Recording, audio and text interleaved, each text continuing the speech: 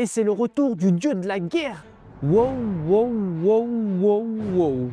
Cette semaine, il s'est passé vraiment beaucoup de choses. La conclusion du duel entre archers, le front de Rukomi qui se bat contre des nouveaux personnages pas si nouveaux que ça, et les premières nouvelles du front de Zen, qui est bien plus entamé que ce que vous pouvez penser, car des informations ont été dites, mais subtilement. Mais j'ai tout relevé et je suis là pour vous l'expliquer. Et bonjour à tous, ici le général Tempête. On se retrouve cette semaine pour le rapport du chapitre 864.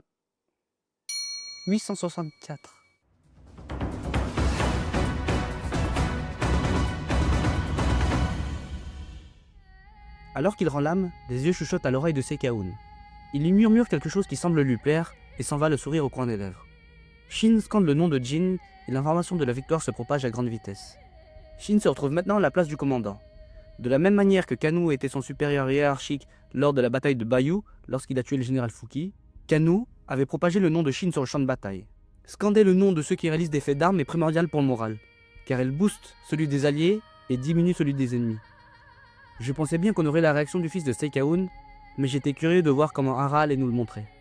En Asie, on a un certain rapport mystique avec la mort. Petite anecdote, mais des années en arrière, alors que je vivais encore avec mon père, une nuit, vers 3 h du matin, mon père se réveille pour aller aux toilettes et découvre que toutes les lumières de la maison sont allumées.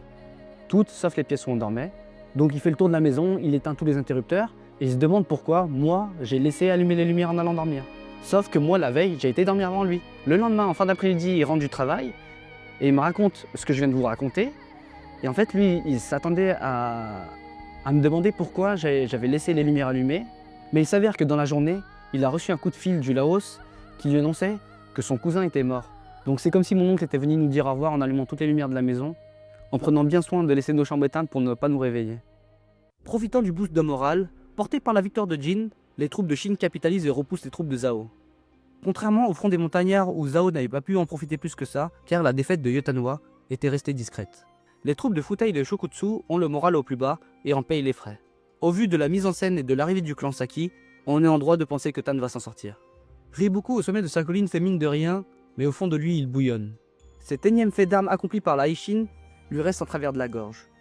Il se rend compte de la puissance militaire que représente Qin, il tient en haute estime les louveteaux, les considérant déjà comme des grands généraux, et pense que s'il n'arrête pas la progression de Qin lors de cette bataille, personne ne pourra plus stopper le rouleau compresseur que l'armée de Qin représente.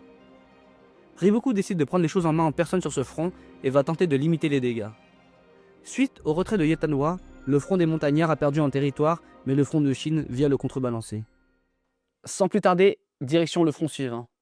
Lorsqu'on a vu le plan de bataille pour la première fois, on s'était dit que Rukomi avait le front le plus simple à gérer de par sa supériorité numérique. Mais que nenni. Rukomi et son armée forte de 60 000 hommes se fait tenir en respect par le général Ganshu et 40 000 soldats. Rukomi semble s'en sortir de son côté, mais on lui annonce que ses troupes sont en train de perdre sur tous les autres fronts. Comment ça en perd, on est 20 000 de plus qu'eux? Ouais, mais ils sont quand même vachement forts à la bagarre, non? Et vous avez remarqué leur accent? Ils sont pas de Zhao, eux. Ils sont de l'Est. Et oui, dans le 1000, ces soldats ne sont pas des soldats de Zhao, mais sont originaires de Qi. Et c'est les premières troupes de Qi qu'on rencontre, et ça fait plutôt sens, car Qi est le royaume le plus à l'Est et n'a aucune frontière en commune avec Qin. C'est la première fois qu'on le voit, mais le nom de Ganshu a déjà été mentionné au chapitre 354, à la fin de la coalition. Le feu Seitaku avait réussi à convaincre le roi Uken de Qi de ne pas se joindre à la coalition, et après la défaite de cette dernière, l'armée de la coalition a entrepris une expédition punitive sur le royaume de Qi pour leur faire payer leur trahison. À ce moment-là, le roi Uken a envoyé 2 généraux tanker la colère de la coalition et Ganshu était l'un des 2 non cités. Le second étant Denkaku, un personnage qu'on découvrira très certainement plus tard dans le manga. Les généraux de Qi font leur entrée en scène, ils dégagent un truc de fou furieux à la Mad Max. Reiban a une vraie tête de fou, il me fait penser à Zenu de l'armée de Kanki, et Shiketsushu ressemble à Uken mais avec des cheveux propres. La raison de leur présence au sein de l'armée de Zhao est simple. Uken, le roi de Qi, a fait le choix de rester neutre dans cette guerre interminable qu'est la conquête de la Chine. Les mecs, ils passent leur vie à s'entraîner, mais ils ne peuvent pas mettre en pratique. Du coup, ils sont là et ils se grattent les veines. Riboku ayant entendu parler d'eux, il n'avait pas besoin de plus pour les rencarder. Niraoma les gars, j'ai entendu parler de vous. J'ai ouï dire que vous aimiez la baston. Ça tombe bien parce que j'ai prévu de valser avec Qin et j'aimerais savoir si vous voulez vous joindre à la danse. Ni une ni deux, les fous de Qi désertent leur royaume et se joignent à Zhao. Dans cette armée de 40 000 personnes, seulement 15 000 sont de Qi, les 25 000 autres sont de Zhao. Ils sont seulement 15 000 et ce sont tous des volontaires. Donc on peut les considérer comme des soldats d'élite au vu de la misère qu'ils mettent aux troupes de Rukomi. Maintenant que la mise en place est faite pour ce champ de bataille, passons au suivant. Et c'est le retour du dieu de la guerre. Uzen de Puango a perdu le respect d'une partie de la communauté. Ok, il s'est fait balayer une fois, mais vous oubliez tous qu'il a fait masterclass sur masterclass depuis le début du manga.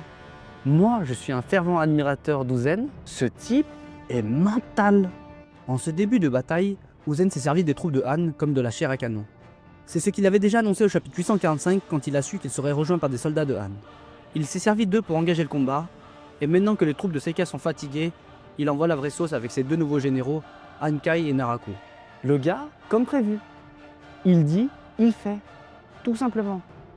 Petit détail, mais Naraku signifie l'enfer et il a des motifs de flammes sur son armure. Apparemment, l'armée d'Uzen a déjà l'avantage. Ce que l'on verra dans le prochain chapitre est un petit retour en arrière en parallèle avec le duel des archers, car le narrateur annonce que Rokomi qui se casse les dents sur Ganshu est contrebalancé par Uzen qui lui de son côté mène la danse. Le plan de bataille initial nous présentait Uzen avec 70 000 soldats et Shibashu avec 80 000. Sur le plan de bataille actuel, ils sont désarmés 50 000 contre 50 000, ce qui fait qu'Uzen a déjà perdu 20 000 et Seika 30 000. Ce champ de bataille est une véritable boucherie qui a fait 50 000 morts en ses premières heures d'affrontement. Rendez-vous bien compte qu'Uzen partait en infériorité numérique contre l'un des généraux les plus forts du manga et a déjà égalisé le score. Non seulement il a égalisé le score, mais il maintient l'ascendant. La semaine prochaine, on va se focaliser sur la charge des deux nouveaux généraux. Je pense même qu'on restera sur ce champ de bataille encore quelques chapitres. Du moins, je l'espère, parce qu'en toute sincérité, c'est le champ de bataille qui m'intéresse le plus. Fin du rapport. Si vous êtes encore là, likez et abonnez-vous. Vive Ara, vive Kingdom et gloire à Kin.